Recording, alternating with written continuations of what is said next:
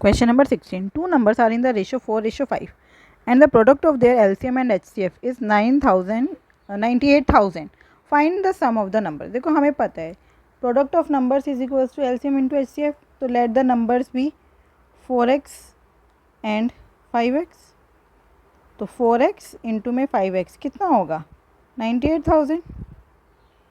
बस अभी हो जाएगा 4 5 20 20x square is equals to 98,000. 0 से 0 कैंसिल हो गया. 2 की टेबल में 98 आता है 49 पे साथ में 2 0. इसका मतलब X square is equals to 4900. इसको मैं 70 का स्क्वायर भी लिख सकती हूँ. तो x इज इक्वल्स टू 70 हो गया.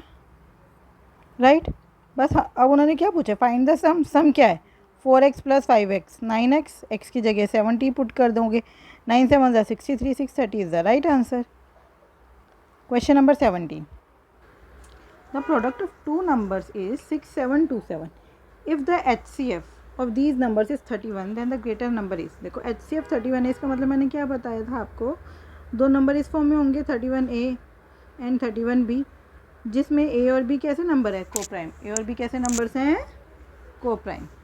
राइट अब उन्होंने बोला इनका प्रोडक्ट 6727 है. इसका मतलब 31A इंटू में 31B is equals to 6727. Right तो हम कैंसिल आउट करेंगे. 31 1 31, 31 2 62, बचा कितना 5 52. 52 हो गया. 31 1 31 कितना बचा 21. ये हो गया 217. तो 31 7 217. फिर हमें पता है 31 7 217. इसका मतलब A इंटू बी आ गया 7. अब देखो ऐसे दो नंबर जिनको मल्टीप्लाई करके 7 है एक ही केस में हो सकते हैं. मतलब एक 1 होगा और दूसरा 7 होगा. तो उन्होंने पूछा देन द ग्रेटर नंबर वो होगा जिसमें हम 7 वैल्यू डालेंगे. एक में 1 डाल देंगे एक में 7 डाल देंगे बस. तो 31 इंटू 7 हमें पता है 217 अभी काटा हमें. तो 217 is the right answer. Question number 18. The sum and difference of LCM and HCF of two positive numbers are 316 and 308. If one number is 52, then what will be the other number?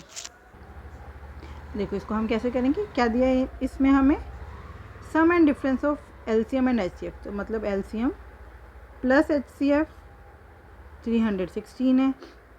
LCM minus HCF 308 है. इन दोनों को हमें solve करना आता है. Two equations ही तो है. अगर मैं इन दोनों को ऐड करके 2 से डिवाइड कर दूंगी तो LCM आ जाएगा. इन दोनों को सब्ट्रैक्ट करके 2 से डिवाइड कर दूंगी तो HCF आ जाएगा. याद है ना ये मेथड सिंपल हमने करा था. ये एक तरह से एलिमिनेशन मेथड ही है. तो HCF कितना हो गया. इन दोनों को सब्ट्रैक्ट किया कितना आया 8/2 4. HCF तो आ गया 4. LCM कितना आया.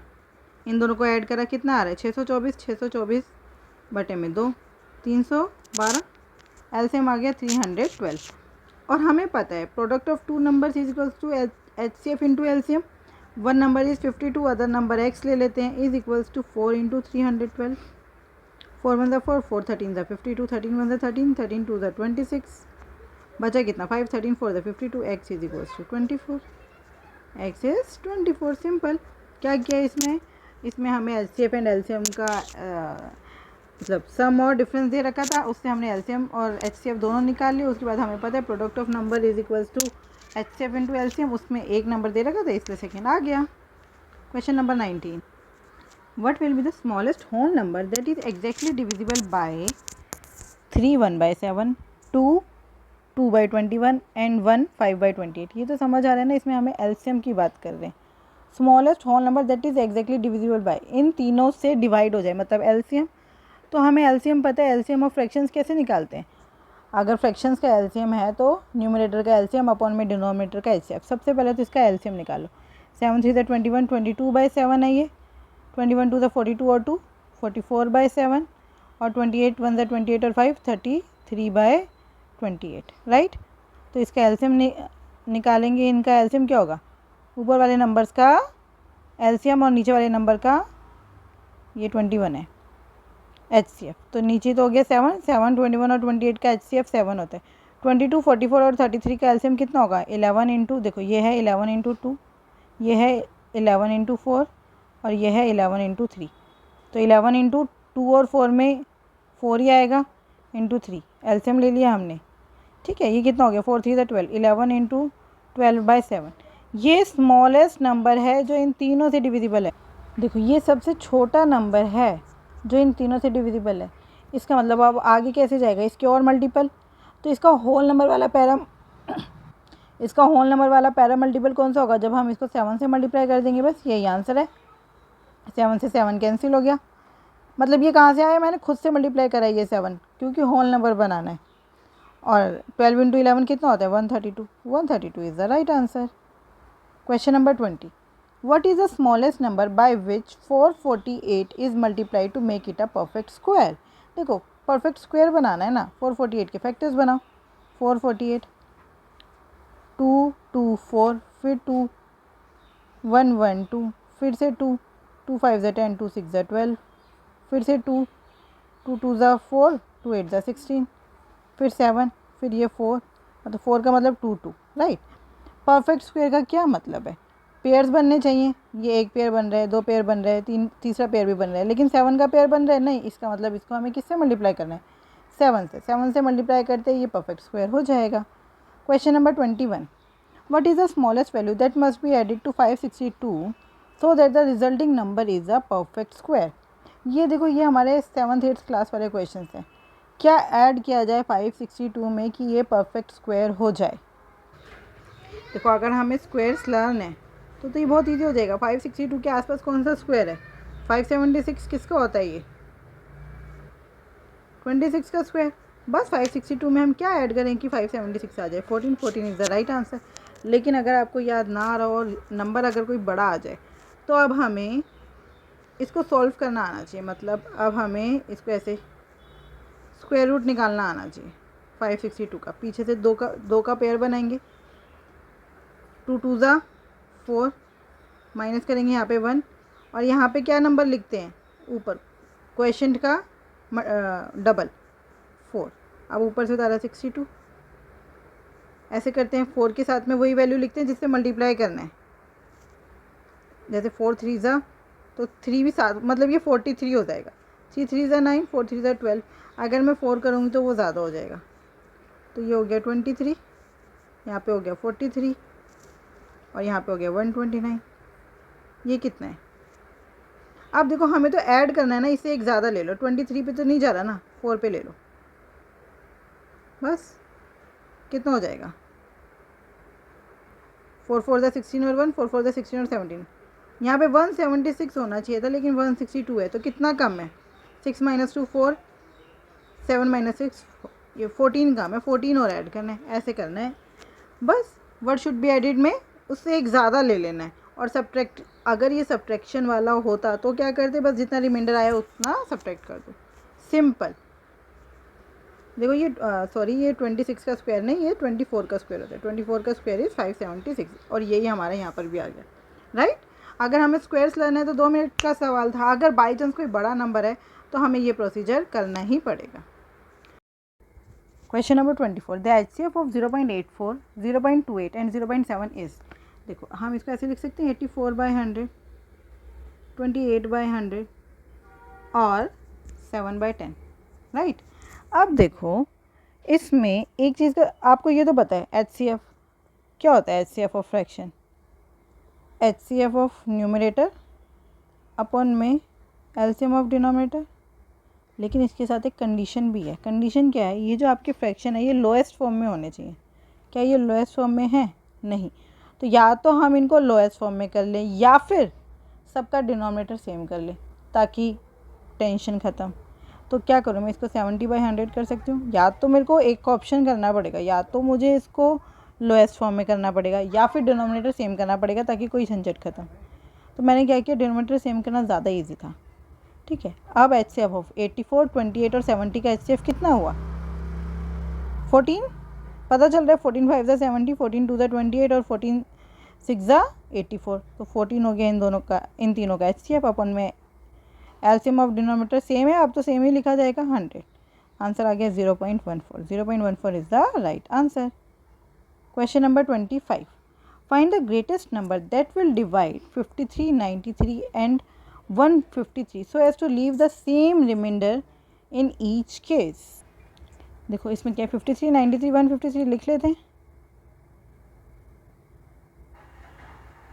अब इनका गैप देखो सेम, कितना गैप है 40 और यहाँ पे कितने का गैप है 60। इसका मतलब कोई भी एक ऐसा नंबर जो इसमें रिमाइंडर छोड़ता होगा वो 40 और 60 को एग्जैक्टली डिवाइड करता होगा, क्योंकि जो रिमाइंडर है वो तो इन दोनों को माइनस करते हुए डिलीट हो गया ना। देखो नंबर इस फॉर्म में होगा, अगर रिमाइंडर हमारा x है तो ये हो गया 53 माइनस एक्स, ये 93 माइनस एक्स और ये 153 माइनस एक्स।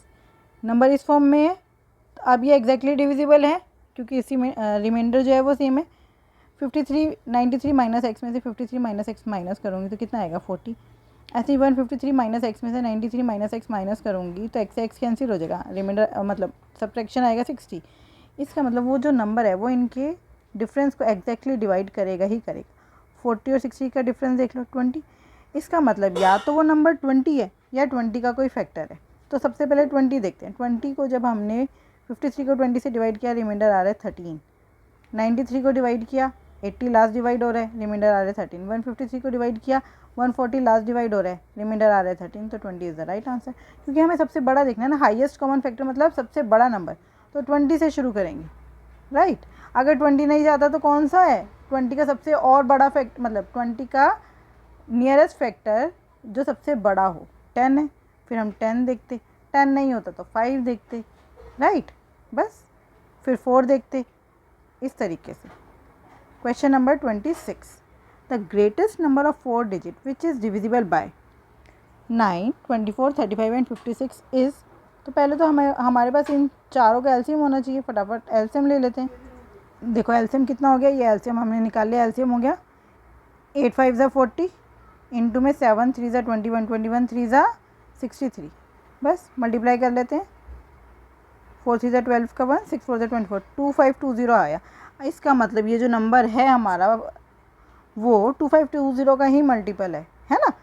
2520 तो खुद एक 4 डिजिट नंबर है, लेकिन हमें बोला ग्रेटेस्ट 4 डिजिट नंबर, मतलब कि जो 9999 के पास में हो।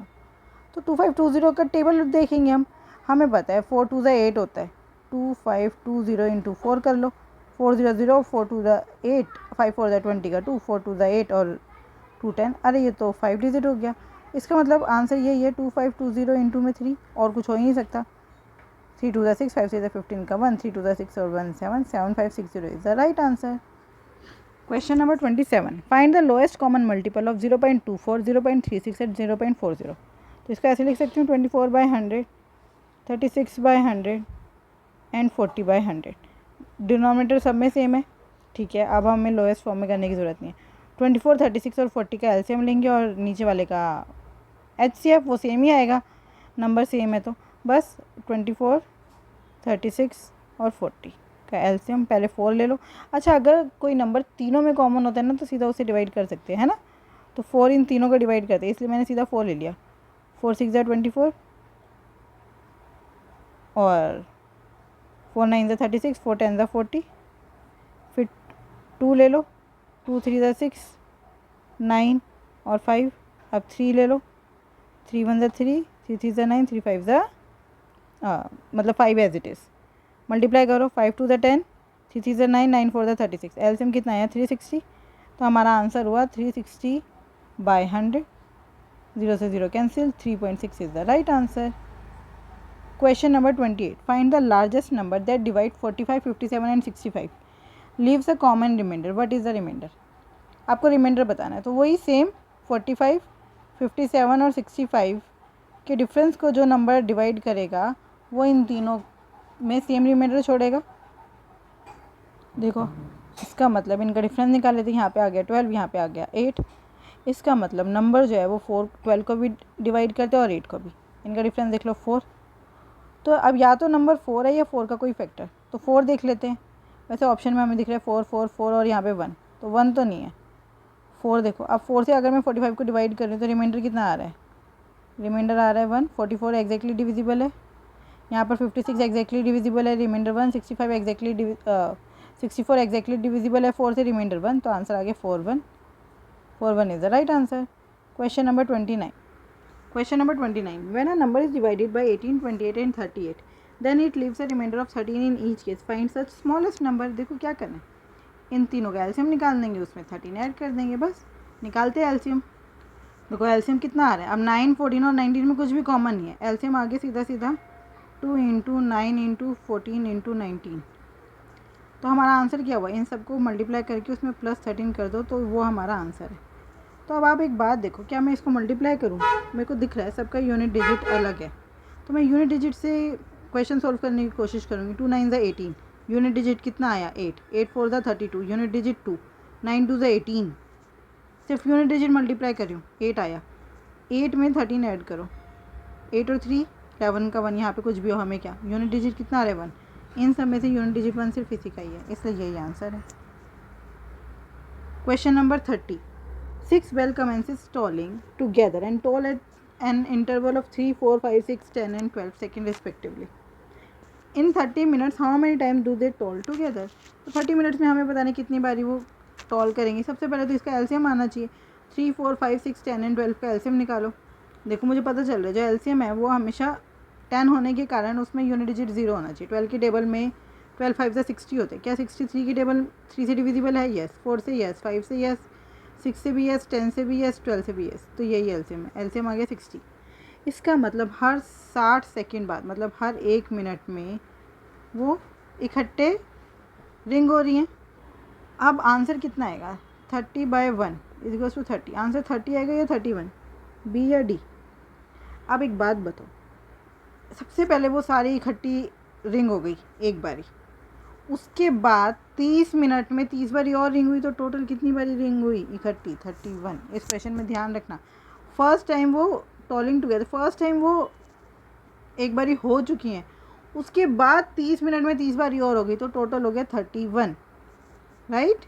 आई होप आपको ये बहुत अच्छे से समझ आया होगा। फिर भी अगर कोई डाउट है तो आप मुझसे टेलीग्राम पे जुड़ सकते हैं @maths PS1, और वहाँ पे अपने डाउट पूछ सकते हैं। Thank you, keep learning, keep practising.